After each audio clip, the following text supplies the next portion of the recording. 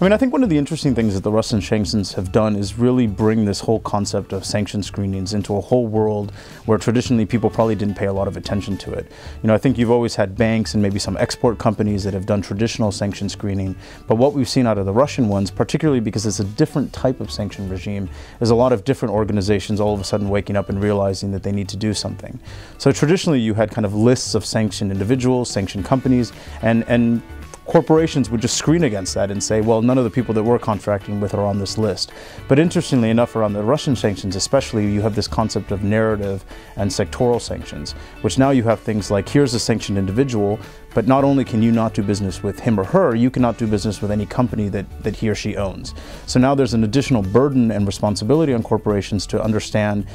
what footprint, if any, that individual has in a population of companies that they do business with, and really understand the relationship network between sort of the direct sanction entities and this whole world of influence that they might have, and really understanding the network of the individuals and the companies. And that has really been a very large burden for a lot of corporations that maybe had very limited sanction screenings before this new sanctions regime came out. I mean, I think it really depends on the type of company and the type of work that they're in and the type of countries that they're in. I mean, Sanctions Advisory is a whole world that you know, involves a whole lot of complexity and really sort of analysis as to what companies do and where they operate. But on a whole, I would say there needs to be some sort of robust sanction screening program that is continuous, meaning, you know, just because you did a sanction screen last year doesn't mean that that individual or that company hasn't changed over the last 12 months. I think it's also important to understand a little bit more around the background of the individuals and the companies that you're doing business with, particularly around this issue of sectoral sanctions and this 51% ownership rule, is really having comfort around the companies and the individuals that an organization is doing business with. And I think they can probably start to construct a kind of risk-based approach where they know that if they're dealing in Russia or they're dealing in countries that are subject to some sort of international sanction regime, there should be a little bit more influence on that due diligence and on that monitoring process than perhaps in countries where there is no sanctions.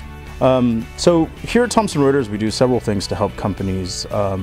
comply with their supply chain risk management. One is the development of data sets that can be used for screening. So everything from companies and individuals that are sanctioned, companies and individuals that are high risk, companies and individuals that are involved in financial crime. So really providing data that companies themselves can screen their supply chain through to highlight any risks. And then if something were to be found, they would take appropriate steps to mitigate against those risks. We also have some managed services around that type of screening. So companies can outsource the screening to us against our own data. And we also have an enhanced due diligence proposition, which is really more of a bespoke research type of service where companies can give us potentially medium risk suppliers, and analysts will go out and do a background search and really understand what the reputation is of that company. We're kind of pooling all these assets together at the moment to developing a kind of know your third party supplier type of proposition, which will really kind of help corporations understand how to get these programs started, what assets they need, and really some creative tools for them not only to do screening, but also to start to understand what that supplier web is, and if they do have individuals or companies that they have some concern about, is understand really where that web is and what the relationship is behind some of these individuals.